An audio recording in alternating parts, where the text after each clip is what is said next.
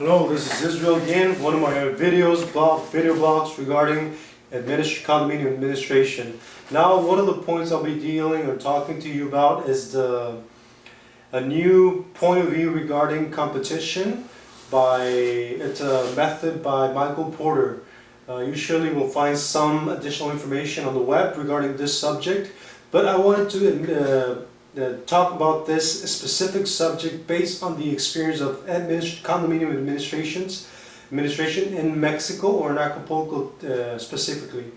Okay, we know that Michael Porter developed a new way to analyze competition based on five forces of competition. We can talk about the first force, which is the barriers or new entrants to the competitive market. And we know that these barriers are fairly low, so we put an X there, basically because condominium administration can either be done by lawyers.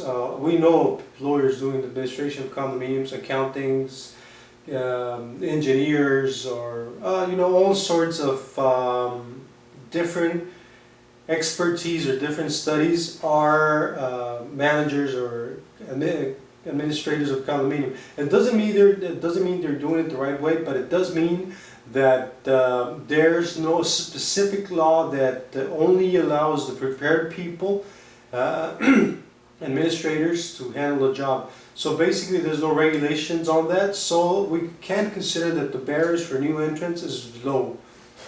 The other, negotiation power with clients. We also can put an X here because we know that the negotiation power of the customers is high. Being an administrator, basically you work with the community, which is considered as your boss, and they basically suggest to the annual assembly, whether they want to re-elect you or not every year. And so basically the fact that every year you get re-elected, it means that your customers, your clients are always looking or analyzing your capacities, your projects, your new jobs, the fact how to keep the building, the administration, all sorts of aspects. Even people judge your job just basically by the fact how do you get along with them. So basically your negotiation power with your customers is low. And this also the fact that you get re-elected by votes, which means basically when you go to an assembly and you have a low group of people which they don't like you because you didn't do something which was benefiting themselves, not as a whole, just doing something that they, not professionally, but they think you're not doing your job just because the fact that their hallway was dirty once in the morning and they had a really tough day. So you see that there's not really substantial things in which you get judged upon. So basically I can consider that your negotiation power with your clients is really low. Now your substitute products or substitute services.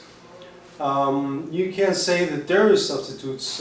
For example, the administration of condominiums can be carried on by the same owners of the building. Doesn't mean they're going to do the greatest job, but actually it can be anybody within the assembly within the same owners can be appointed as administrator and handed all the powers of the condominium, and therefore so you do have substitute products. You have softwares, you have the same committee, you have several of things. So your entrance to new competitors is quite high. Now, your negotiation power with your providers. Now, this is Mexico, and you know that usually your clients or your customers, which your providers will give you all this services. There's where you have your competitive force, because the fact that you consume all this amount of services, whether you have one electric problem or one electric meter, the fact that you manage about 150, 200, it makes your negotiation power with your providers really strong. Also, the fact that you have direct, as a legal representative of a condominium, you have direct access to government taxing, you have direct access to water company, electric company. Well, it really gives you a grip or power of negotiation. It's not the same when you're doing it for a small business or just a house. They're doing it for a condominium. Usually even painting, whatever you do, it just gets scales up. And the fact that you're a good business for them makes you gives you a lot of power to negotiate with them.